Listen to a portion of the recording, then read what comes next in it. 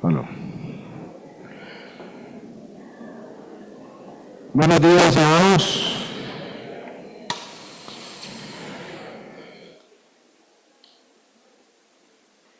Bienvenidos todos una vez más. Vamos a abrir las Biblias en Corintios. Primera carta a los Corintios, capítulo 8.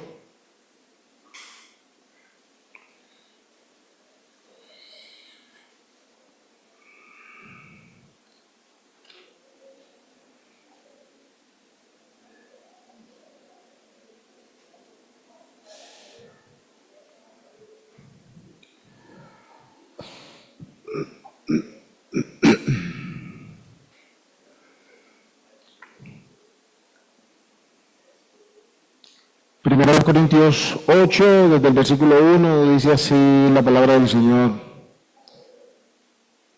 En cuanto a los ídolos, los sacrificados a los ídolos, dice el título, algunos pues. Dice, en cuanto a los sacrificados a los ídolos, sabemos que todos tenemos conocimiento, el conocimiento envanece, pero el amor edifica. Y si alguno se imagina que sabe algo, aún no sabe nada como debe saberlo, pero si alguno ama a Dios, es conocido por él. Acerca pues de los alimentos, o de las viandas que se sacrifican a los ídolos, sabemos que un ídolo nada es en el mundo y no hay más que un Dios. Pues aunque hay algunos que se llamen dioses, sea en el cielo o en la tierra, como hay muchos dioses y muchos señores para nosotros, sin embargo, solo hay un Dios, el Padre, del cual proceden todas las cosas y nosotros somos para Él, y un Señor, Jesucristo, por medio del cual son todas las cosas y nosotros por medio de Él. Pero no en todos hay este conocimiento, porque algunos habituados hasta aquí a los ídolos comen como sacrificado a los ídolos y su conciencia, siendo débil, se contamina. Si bien la vianda no nos hace más aceptos delante de Dios, pues ni porque comamos seremos más, ni porque no comamos seremos menos. Pero mirad que esta libertad vuestra no venga a ser tropezadero para los débiles, porque si alguno te ve a ti que tienes conocimiento sentado a la mesa en un lugar de ídolos, la conciencia de aquel que es débil no será estimulada a comer de lo sacrificado a los ídolos, y por el conocimiento tuyo se perderá el hermano débil por quien Cristo murió. De esa manera, pues, pecando contra los hermanos e hiriendo su débil conciencia, contra Cristo pecáis. Por lo cual, si la comida le es a mi hermano ocasión de caer, no comeré carne jamás para no poner tropiezo a mi hermano. Que el Señor nos bendiga por medio de su palabra. Vamos a orar antes de continuar. Señor y Dios, Padre de la gloria, gracias damos por tu amor, por tus muchas misericordias, por tu gracia sobreabundante. Te alabamos, oh Dios, por tus beneficios para con nosotros. Te adoramos porque solo tú eres Dios, porque no hay otro como tú, santo, fuerte, temible. Padre, nos gozamos en tu presencia al recordar a nuestro bendito Salvador, al dirigir nuestros corazones a Él, nuestra alabanza, nuestra adoración, por cuanto Él es a quien has puesto, oh Dios, como propiciación. En Él has obrado redención, es por medio de Él que has provisto para el hombre un acceso seguro a tu misma presencia. Gracias te damos, Padre, porque en esta mañana podemos acercarnos también a tu palabra ahora para ser instruidos por ti, rogándote que la guía de tu Espíritu nos acompañe, que sea Él tomando tu palabra, aplicándola a cada corazón conforme a su necesidad. Queriendo, Señor, venir delante de ti con corazones sensibles, humildes, deseosos, atentos, resueltos también para poner por obra tu palabra y que sea tu nombre glorificado en medio nuestro y podamos recibir de ti el bien que has dispuesto. Padre, que en cada uno de nosotros, en mí al hablar, en los que escuchan, sea tu Espíritu controlando todo y dirigiendo todo para la gloria de tu nombre, para que Cristo sea puesto muy en alto y para que los corazones puedan ser estimulados, Señor, a responder debidamente a tu voz. Es por medio de Cristo por quien oramos y por quien nos encomendamos a ti, oh Dios. Amén. Muy bien, hermanos. Hemos estado mirando en el capítulo 8 de Corintios el tema de la libertad cristiana, el tema específico que Pablo está abordando o la coyuntura que Pablo está usando para hablar del tema tiene que ver con los sacrificados a los ídolos, con si comían o no de la carne que se vendía en el templo o que compraban en una carnicería que era resultado de algún sacrificio en un templo pagano, etcétera. Y Pablo entonces empieza a contrastar, primeramente lo miramos hasta el versículo, todo el capítulo, pero particularmente vimos hasta el versículo 6, 7, cómo Pablo está primeramente contrastando lo que hay en el corazón de los corintios, que es lo que los está llevando a actuar de una manera en la que no están glorificando a Dios y en la que están siendo de tropiezo para sus hermanos, antes de siquiera responder en sí, en el versículo 8, particularmente, qué es lo que pasa con estos sacrificados a los ídolos. Y Pablo dice, la carne es carne. Eso no va a cambiar y comerla o no comerla no nos va a hacer más santos esencialmente delante de Dios o menos santos esencialmente delante de Dios. Pero hay que tener cuidado que en el ejercicio de nuestra libertad no estemos siendo de tropiezo para otros.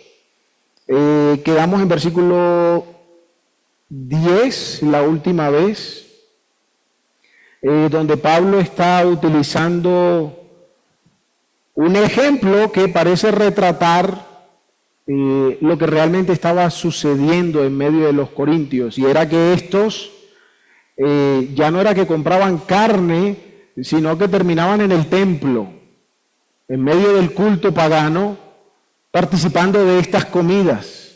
En últimas, estaban en el culto, ¿cierto? Estaban adorando indirectamente a un Dios pagano. Aunque en su corazón no lo hicieran, Pablo dice, cuando tú vas al templo y te sientas allá y participas de todo lo que pasa allá, entonces, ¿qué va a pensar el hermano débil cuando te ve allá? Va a pensar que no hay ninguna diferencia entre los ídolos y Dios. Va a pensar que estar detrás de los ídolos no tiene ningún problema con su caminar con Dios. Y repito, eso en capítulo 10, Pablo lo vuelve a retratar de una manera muy enfática. Llegaremos allá con el tiempo.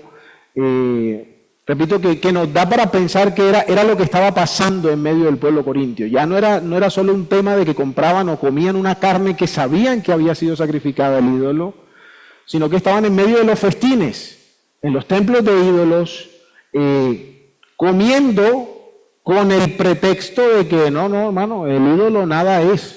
No se preocupe que eso no pasa nada. Y Pablo dice, hay que tener cuidado de cómo estamos estimulando. No sé si recuerdan algunos que hablamos de la palabra estimular, la conciencia del débil a pecar. La palabra estimular, lo retomo porque ahorita lo vamos a mencionar, tiene que ver con edificar.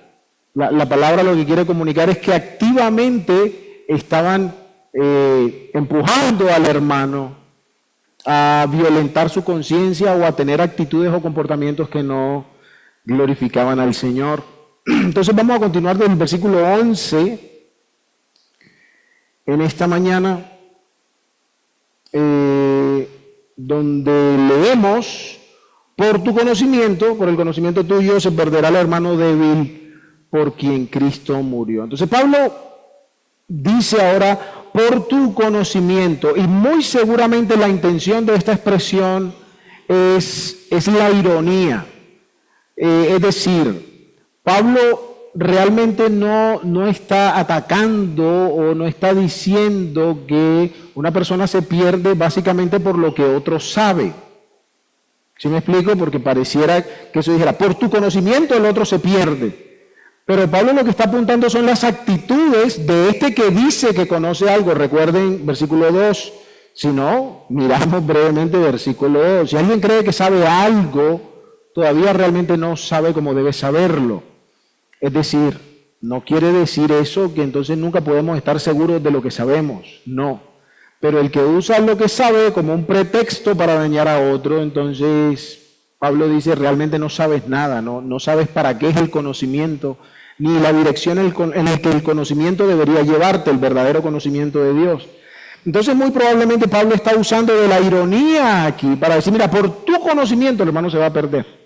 Por eso que tanto dices que sabes, por eso que crees que sabes como ningún otro sabe, se está perdiendo el hermano. Entonces lo que Pablo está apuntando es a la actitud que se está escudando en un conocimiento, que es lo que les da confianza para actuar como actúan, sin amor y sin consideración a los hermanos, revelando, como decíamos antes, la postura egoísta en el corazón de los corintios, el egoísmo que había en ellos en su manera de tratar a los demás.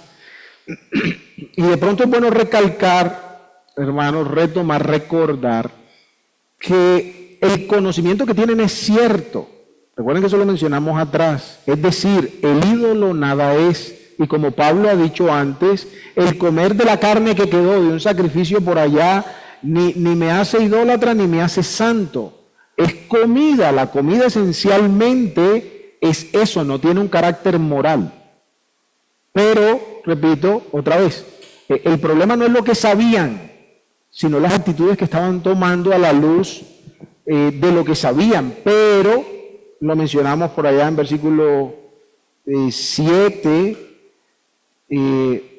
pero Pablo reconoce que su manera de ver el tema de la carne estaba bien. O sea, no era malo comer de esa carne, no era pecaminoso necesariamente comer de la carne como tal. Entonces, el tema es que los corintios están usando una verdad para justificar una mala actitud, ¿cierto? Y eso no es conocer algo, como acabamos de decir. Pablo sigue diciendo, por tu conocimiento, por el conocimiento tuyo, se perderá el débil. Aquí quisiera detenerme porque este versículo tiene, o comúnmente hay dos complicaciones con este versículo. La primera tiene que ver con esta expresión, se perderá, ¿cierto? ¿Qué es lo que significa? Y a través de eso se han tejido conclusiones que creemos no son bíblicas. Ya voy a llegar allá. Antes de eso quiero remitirme a la manera como está conjugado aquí el verbo. Cuando nosotros leemos perderá, ¿qué tiempo es eso para nosotros? Perdónenme que lo metan en una clase de español, pero ¿qué tiempo es eso para nosotros? Futuro, ¿cierto? Y la conjugación en futuro es la que da pie a algunos para luego decir que este versículo enseña la pérdida de la salvación del débil. No vamos a llegar allá ahorita, en un ratico sí. Pero es el tema de la conjugación en futuro. Pero ¿qué es lo que sucede? En este texto hay variantes textuales en el idioma original que algunas versiones usan el futuro, otras personas usan el presente indicativo. Y a la luz del contexto y a la luz del pasaje paralelo que es Romanos 14, lo mejor es entender esta expresión en presente indicativo, no en futuro. Miremos el contexto para aclarar un poco lo que estoy diciendo. Versículo 10 dice, si el hermano ¿qué? Te ve a ti. No dice si te verá, no dice otra vez. Es algo que está sucediendo, no es algo que va a pasar después, es algo que está sucediendo. Si alguno te ve a ti, versículo 12, hablando de lo que es, un poco el significado de perder, ¿qué dice que es lo que uno hace contra el hermano? Uy, sí, se me fueron muy lejos, un poquito más atrás. ¿Qué es lo primero que dice que hacemos? Herimos su débil conciencia, ¿cierto? En consecuencia pecamos contra él, pero estamos hiriendo su débil conciencia. Ahora, de manera más general, si miramos todo el capítulo 8, en ningún momento se está poniendo sobre la mesa la salvación de ninguno. Para no revisar todo el capítulo otra vez, ¿cierto? En ningún momento el tema que sale a relucir es la salvación. De ninguna manera. Tiene que ver con la conducta, tiene que ver con cómo se vive, etcétera, etcétera. Ahora, en el pasaje paralelo, en Romanos 14, 15, dice, porque si por causa de la comida tu hermano se entristece, ya no andas conforme al amor. No destruyas con tu comida a aquel por quien murió Cristo. O, como dice aquí, no hagas que por la comida tuya se pierda.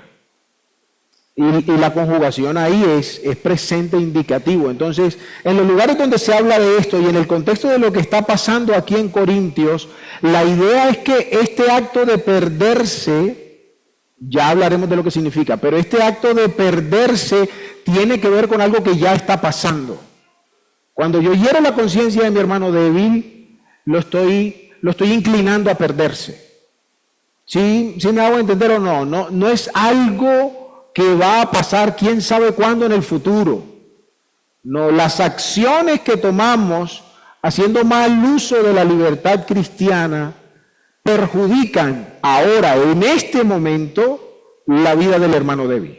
No lo van a perjudicar después, no, lo están perjudicando, bueno, seguramente después también, pero desde ya lo están perjudicando. No para mañana, desde ya lo están perjudicando. ¿Estamos claros ahí o no? No los veo muy convencidos, pero voy a suponer que sí, ¿cierto? Ahora, ¿por qué es importante esto de la conjugación y del tiempo? Porque cuando vamos a su significado, entonces lo primero que quiero decir es que esto ya se convierte en una herramienta para pensar que concluir que habla de la salvación es un error. ¿Por qué? Porque uno ni se está salvando ni está perdiendo la salvación. Me refiero al tiempo, a cómo sucede. Es decir, la Biblia dice que una vez es puesta la fe en Cristo, en arrepentimiento, en el momento de la conversión, ¿qué sucede? Vamos siendo salvos, ¿cierto? No, hermanos. No. Somos salvos. No hay un proceso, no hay un hilo que va llevándonos hasta que por fin fuimos salvos. No, en el momento que la fe se pone en Cristo, en el momento que se declara una rendición absoluta al mensaje del Evangelio, al reconocer el valor que hay en Cristo para el perdón de los pecados y la vida eterna, en ese preciso instante somos salvados. De manera que cuando seguimos hablando de la salvación, en ese sentido, de la conversión, ¿cómo hablamos de la salvación? ¿En qué tiempo? Presente. ¿Por qué? Porque el evento ya ocurrió. No estamos hablando de que estamos en un progreso. No, hermano, yo estoy siendo salvado. No, somos salvos. Desde el día que conocimos a Cristo fuimos salvos. ¿Me hago entender mejor o no? De manera que si se va a perder, y de hecho así enseñan los que predican que la salvación se pierde, ellos no predican que la salvación se va perdiendo. Ellos dicen que la salvación se pierde. Pecaste, ¡pum!, la perdiste el día que pecaste, ¿cierto? Y te toca retomar o lo que sea. No van diciendo que es un proceso. Entonces, la manera como se habla en este texto tampoco haría justicia a decir de que la salvación se pierda, porque lo que está diciendo el relato es que los eventos, las situaciones que están ocurriendo ahora están produciendo un impacto en el hermano débil. Y si están produciendo un impacto, no puede ser la salvación, porque entonces tendríamos que leer y se perdió el hermano débil. Y por tu conocimiento se perdió el hermano débil. Tendría que hablar como algo que sucede instantáneamente después de que la ofensa es cometida. Pero no sucede así. De hecho, bueno, no vamos a detallar en la enseñanza, pero volvemos al versículo 12, la enseñanza de esta gente, digo, porque en el versículo Pablo dice que estamos hiriendo. O sea, es algo que está sucediendo. Cada vez que tomamos actitudes como esas, cada vez que usamos mal nuestra libertad cristiana, estamos hiriendo la conciencia del hermano. Es un asunto que se da, repito, en el tiempo presente. Entonces, ¿qué significa que se perderá? Ya es claro para nosotros y me era necesario un poco detenerme en eso. Pero entonces, ¿qué significa perder? La segunda cosa entonces que hay que decir es con el uso de la palabra que aquí se traduce perder. Realmente, hermanos, la palabra que se traduce aquí perder es una palabra fuerte en el vocabulario.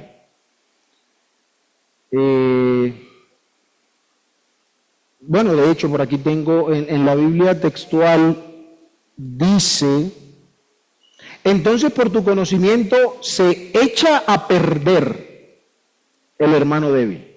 ¿Sí me hago entender? La expresión tiene un poquito más de fuerza. Otra dice: y por tu conocimiento es destruido o está siendo destruido el que es débil.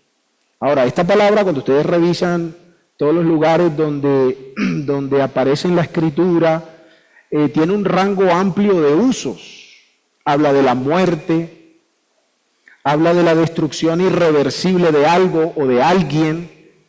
Se usa en contextos de instrucción o en contextos de juicio, y también se usa para referirse a la ausencia de salvación, particularmente al estado de los que están espiritualmente sin Cristo o perdidos, valga la redundancia. Entonces sí, uno entiende un poquito de pronto por qué se predica que la salvación se pierde. Porque la palabra que se está tomando aquí en algunos contextos se usa de esa manera, pero no en todos sus contextos, no siempre significa lo mismo. Ya les dije más o menos los sentidos más significativos que tiene, pero otra vez no.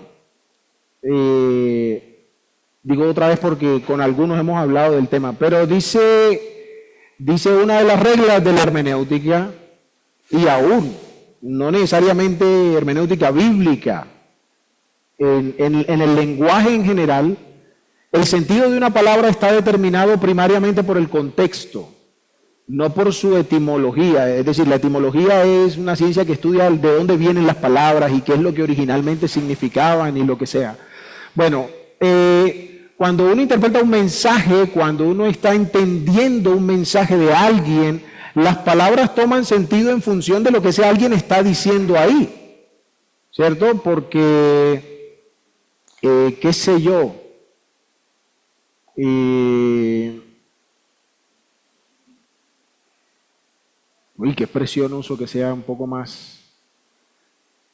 menos sencilla. Es que conseguí varias que de pronto son fuertes. Pero por ejemplo, allá David en el Salmo 22 dice que cuadrilla de perros lo han rodeado.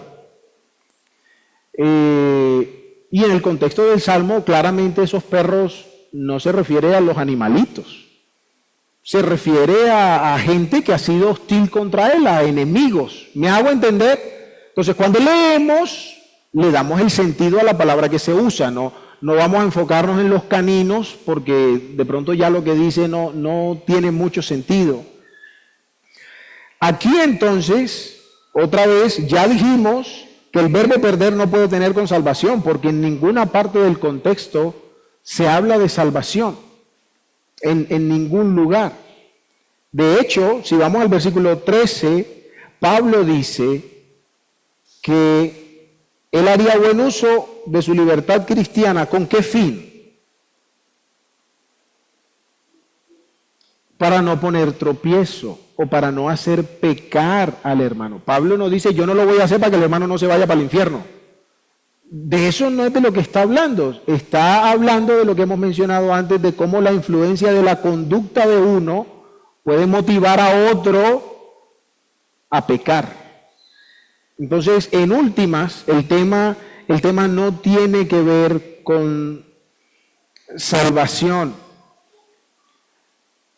Entonces, esto de perder tiene que ver con cómo estamos nosotros, o podríamos estar nosotros empujando la vida del hermano a la destrucción. El mejor sentido de la palabra perder aquí tiene que ver con cómo la conciencia del hermano va a ser violentada de manera que ahora ya él no tiene orientación, ya él no tiene una medida para llevar su vida. El contexto nos habla de falsa madurez, la del fuerte, ¿no?, que se creen muy maduros, y falsa madurez. El contexto nos habla de falta de madurez. El contexto nos habla de malas actitudes en cuanto a la relación unos con otros. El contexto nos habla de la libertad cristiana y el mal uso que podríamos tener de ellas. Y ese tipo de cosas no tiene sentido que se apliquen a uno que está perdido. De hecho, el Señor lo llama, Pablo lo llama, para no poner tropiezo ¿a quién? A mi hermano. Si está perdido es hermano, no tiene mucho sentido eso, ¿cierto? Si está perdido en el sentido espiritual, no es hermano. Si está perdido es un incrédulo que necesita la liberación del Señor. Entonces tiene que ver con el deterioro, tiene que ver con cómo podemos ser partícipes en que la vida del hermano, en vez de crecer en el Señor y fortalecerse en el Señor, sea cada vez una vida más apática, una vida menos santa, una vida menos consagrada, una vida que tiene menos herramientas para juzgar lo que es bueno o lo que es malo delante de Dios. En este caso es la idolatría, ¿cierto? El pecado como tal, al que se refiere aquí, tiene que ver la idolatría, pero es aplicable en todos los aspectos de la vida. Pablo está usando, repito, una palabra fuerte. Una palabra fuerte. No es que, ay, no, hermano, viste, pobrecito el hermanito por tu culpa. No, Pablo está diciendo, esto que hacemos al usar mal nuestra libertad es un asunto serio. Es un asunto que hay que revisar con cuidado. Ahora, de pronto, entre paréntesis, es importante, bueno, no sé si es importante, quiero mencionar que quizá este asunto de el vocabulario que Pablo usa esté ligado a la dureza del corazón de los corintios. Si ustedes miran atrás en el capítulo 5, dice que había uno en la iglesia que tenía la mujer de su padre y la iglesia estaba reída, como si fuera la gran cosa. Seguramente algunos preocupados, pero nadie hacía nada al respecto. Tanto que dice allá en el capítulo 5 que algunos se jactaban de lo que estaba sucediendo. Como si el tipo fuera el héroe, ¿no? Mira, tan macho que le quitó la mujer al papá. Y Pablo tiene que hablar con ellos de una manera directa y de manera fuerte. No es extraño entonces que el uso de las palabras de Pablo tenga que ver con la ligereza con el que el corazón de los corintios ha estado acostumbrado a vivir o ha estado acostumbrado a pensar acerca del caminar con Dios. Entonces, no es como si el que tiene la mujer del padre hace una cosa terrible y el que hace tropezar al hermano, bueno, sí, no está bien, pero no te preocupes tanto por eso. Si miramos la enseñanza del Antiguo Testamento, recurrentemente Dios dio orden al pueblo, dio mandatos y dio advertencias acerca de los débiles de la sociedad, acerca de los huérfanos, acerca de las viudas, acerca de los extranjeros. Dios dio mandatos positivos para que se cuidara de ellos y dejó muchas advertencias en cuanto a abusar de ellos. Entonces no es un tema sencillo delante de Dios el cómo tratamos al débil o cómo los que nos creemos fuertes ejercitamos nuestra libertad cristiana. De hecho, el mismo Señor Jesucristo en Mateo 18, versículo 6 y versículo 10 dice, pero el que haga pecar a uno de estos pequeñitos que creen en mí, mejor le sería que le colgaran al cuello una piedra de molino de las que mueve un asno y se ahogara en lo profundo del mar. Solo como para hacernos la imagen, la piedra pesaba como 200 kilos. No les voy a explicar todo el proceso de la aceituna, pero una piedrita de esas pesaba como 200 kilos. Y él dice, mejor es que te la pongan aquí, y al agua. Al que haga tropezar a uno de los pequeños. Dice, miren que no desprecien a uno de estos pequeños, porque les digo que sus ángeles en los cielos contemplan siempre el rostro de mi Padre que está en los cielos. La atención hacia el débil de parte de Dios es bien importante. Entonces podemos entender que cuando Pablo está usando estas palabras, de hecho volvemos otra vez. ¿Dónde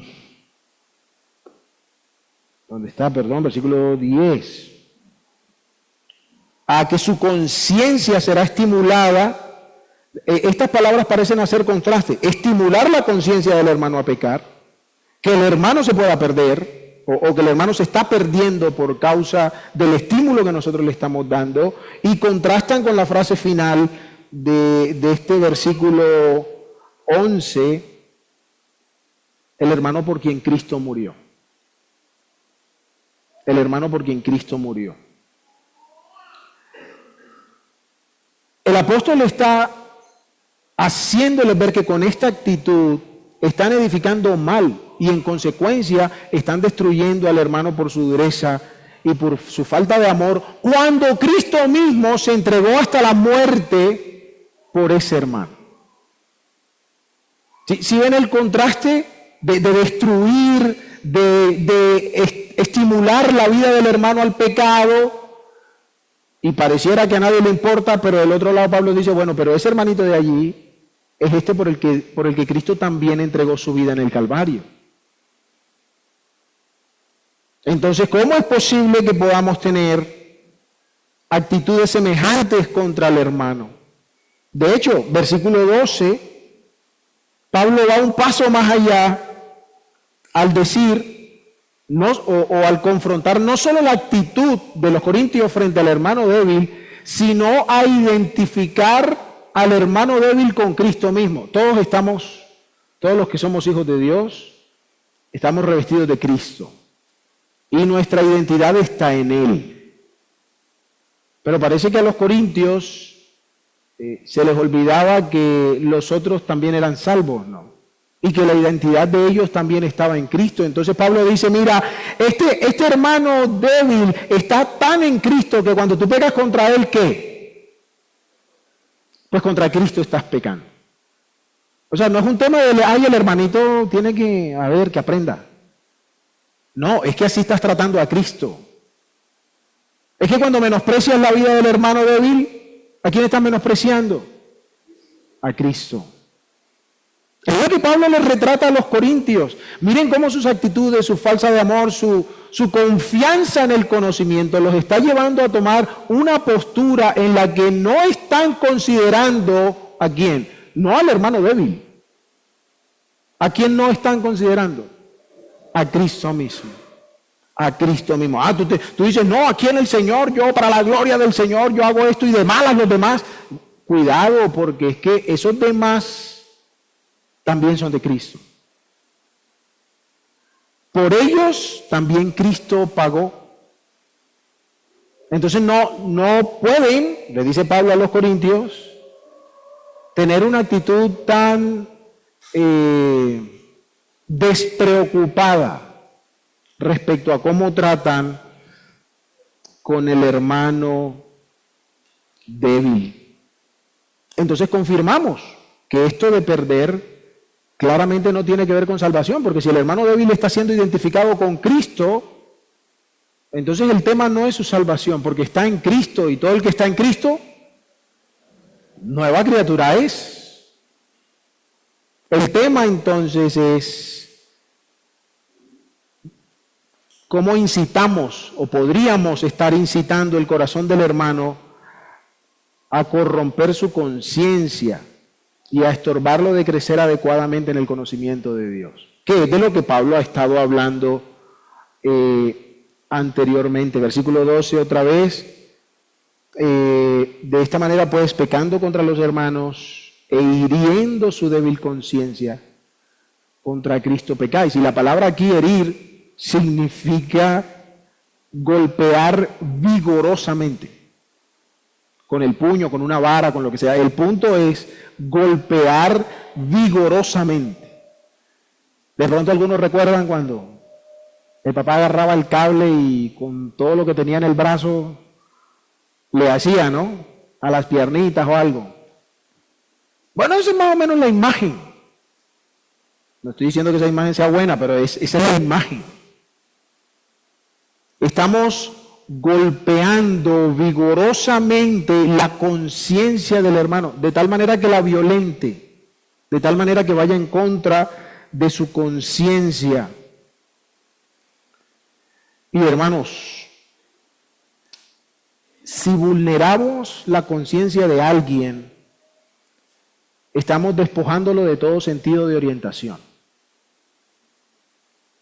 Si vulneramos la conciencia de alguien, estamos despojándolo de todo sentido de orientación. Cuando la conciencia no está, o cuando la conciencia ha sido corrompida, sometida, no hay brújula para la vida.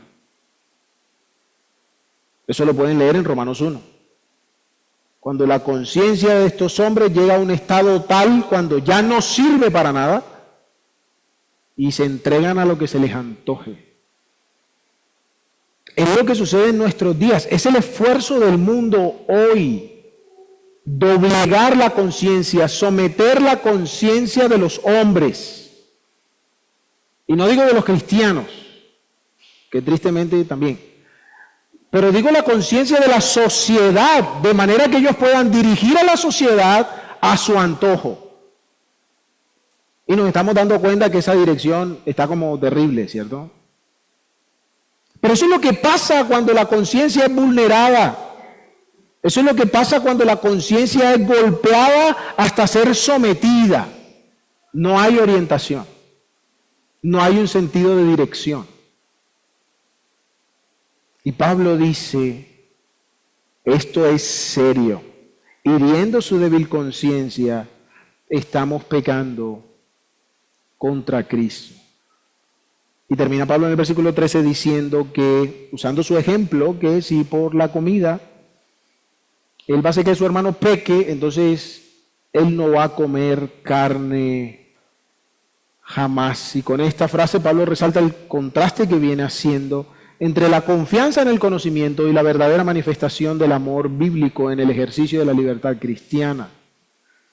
¿Quién mejor que Pablo para entender o para describir todo lo que sabía que era correcto delante del Señor? Sin embargo, Pablo se privaba a sí mismo de ciertas cosas con tal de cuidar el corazón de los hermanos. Mientras que los sabiondos de Corintios creían que porque sabían 2 o 3 cosas tenían el derecho de actuar como se les antojara mientras atropellaban a los hermanos.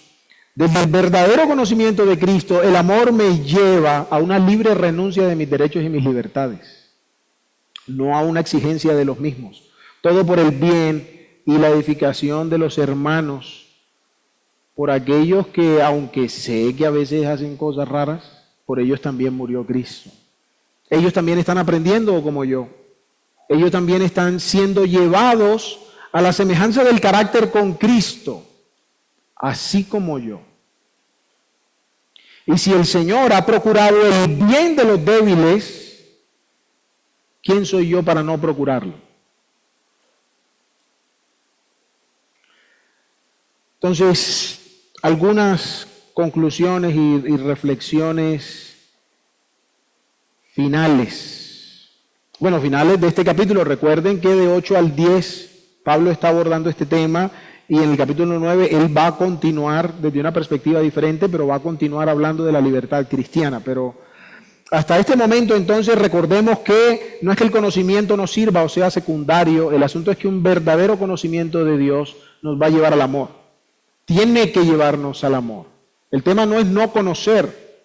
Hay cualquier cantidad de mandatos en la Escritura o de amonestaciones o de invitaciones acerca de conocer a Dios.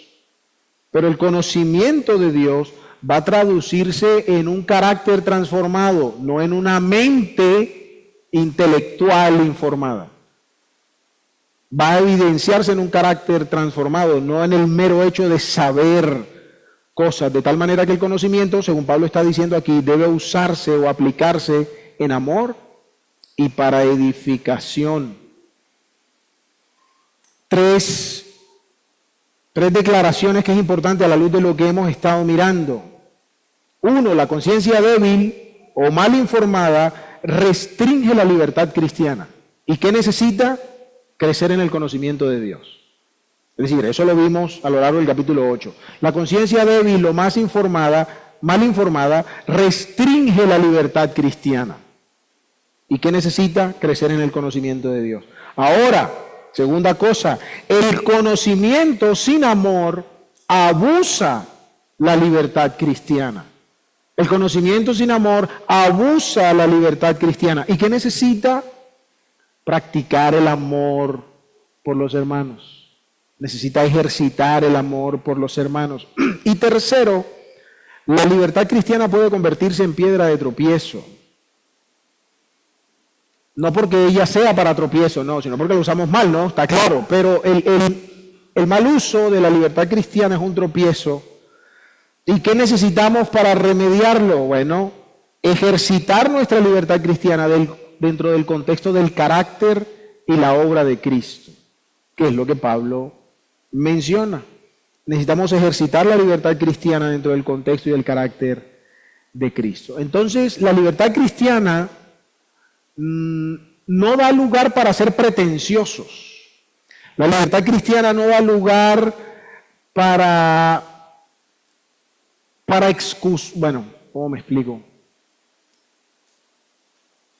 No da lugar a esta actitud de querer estar justificando todo lo que hacemos, incluso nuestro orgullo, nuestro egoísmo con un manto de intelectualidad o de espiritualidad, como decíamos ahí ahorita, por tu conocimiento.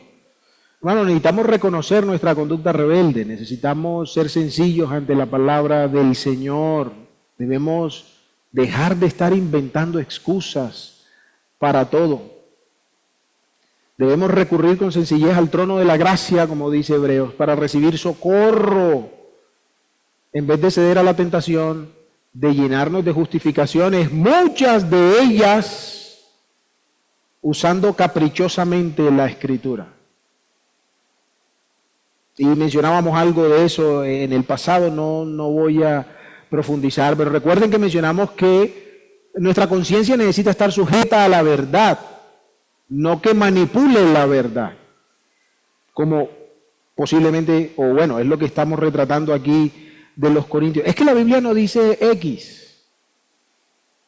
Y entonces nos pegamos de eso para mantener una actitud que no concuerda con el carácter de Dios, que hasta nosotros mismos sabemos que no está del todo bien, pero como no hay un versículo en particular que dice que esto no, entonces me agarro de ahí y voy hacia adelante.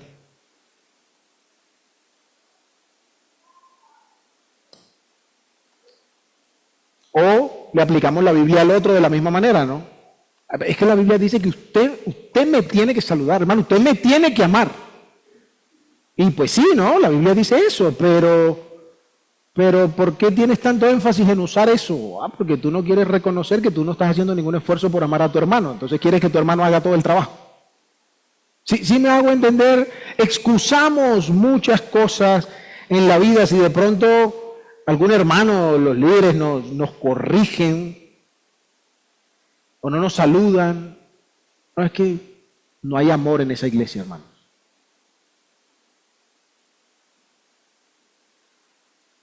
¿Me siguen o no me siguen? Sí, hermano, yo sé que la Biblia dice eso, pero es que... Y nos vamos en otra dirección.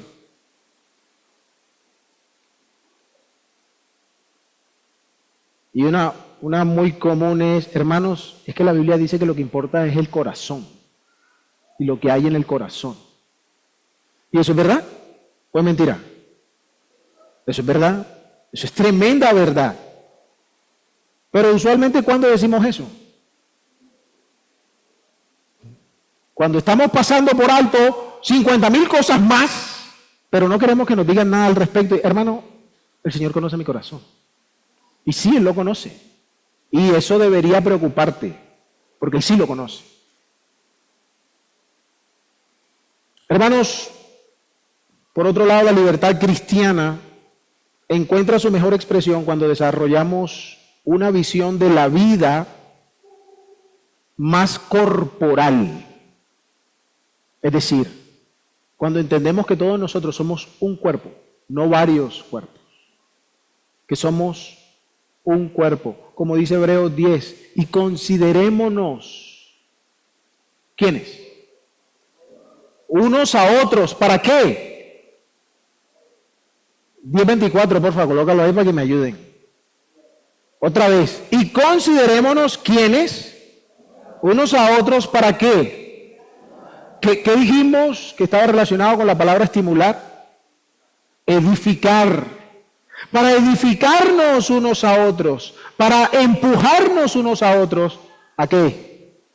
Al amor y a las buenas obras. Necesitamos vernos cada día más como un apoyo, como una familia, más que como una competencia o como una amenaza, que tristemente es la actitud que a veces llena nuestro corazón, de fastidio, de irritación, de envidias, como aparece en Corintios 3. Celos, pleitos. Necesitamos entender que somos un cuerpo. Primero los Corintios 12, el apóstol dice, pero así formó Dios el cuerpo, dando mayor honra a la parte que carecía de ella, a fin de que en el cuerpo no haya división, sino que los miembros tengan el mismo cuidado los unos por los otros. Es triste que en ocasiones, hermanos, bueno, un creyente nunca debería estar hablando mal, pero cuando hablan mal, no es del precio de la gasolina. De lo que más hablan mal es de sus propios hermanos. De aquello que digamos, qué hermanito, tan bueno verlo una vez a la semana porque no quiero verlo más. Es muy triste, hermano. ¿Quién quisiera seguir un cristianismo así? Y les cuento, no tienen excusa, pero es la razón por la cual personas con las que he hablado me dicen que no tienen interés en Cristo. Porque los creyentes están llenos de pleitos y de envidias, y él dice, para estar así mejor me quedo en mi casa donde no peleo con nadie.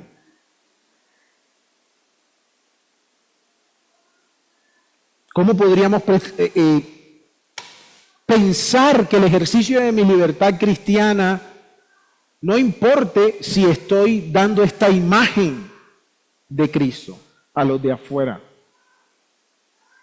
Y una última cosa que quisiera mencionar, hermanos, es que necesitamos afirmar nuestros afectos cada vez más a Jesús. No vamos a ejercer nuestra libertad cristiana para el bien nuestro y de otros, si no considero que detrás de todo este cuerpo está el Cristo que nos ha unido. No me será posible considerar a mi hermano débil si yo no recuerdo la sangre que ha sido derramada por él y que ha sido derramada por mí. Será toda una tortura sacrificar mi libertad por el bien de otro si mi corazón no ha sido cautivado por la profundidad del amor de Cristo. Y yo creo que todos sabemos que Él nos ha amado hasta la muerte. Pero Pablo dice en Corintios, segunda carta a los Corintios, el amor de Cristo nos apremia, nos constriñe, nos empuja. Este amor de Cristo debe ser una cosa que me moviliza en la dirección de la voluntad de Dios. No es simplemente un requisito formal de que sí, hay que ir por allá porque la Biblia dice y yo tengo que hacer lo que la Biblia dice. No, es un asunto donde mis afectos están cautivados por su persona. Igual hay que hacer lo que Él dice, ¿no? Pero en la medida en que mi corazón esté cada vez más apremiado por Él, seguramente la libertad cristiana que practiquemos será para bendición de todos, no para la ventaja de algunos, sino para el bien de todos. Padre, gracias te damos por tu palabra y por el Cristo bendito, por el cual nos has hecho un cuerpo, habiendo Él sufrido nuestra condenación y abierto la oferta del perdón de la vida eterna. Gracias porque tenemos todos un mismo espíritu, un mismo Dios, un mismo Señor.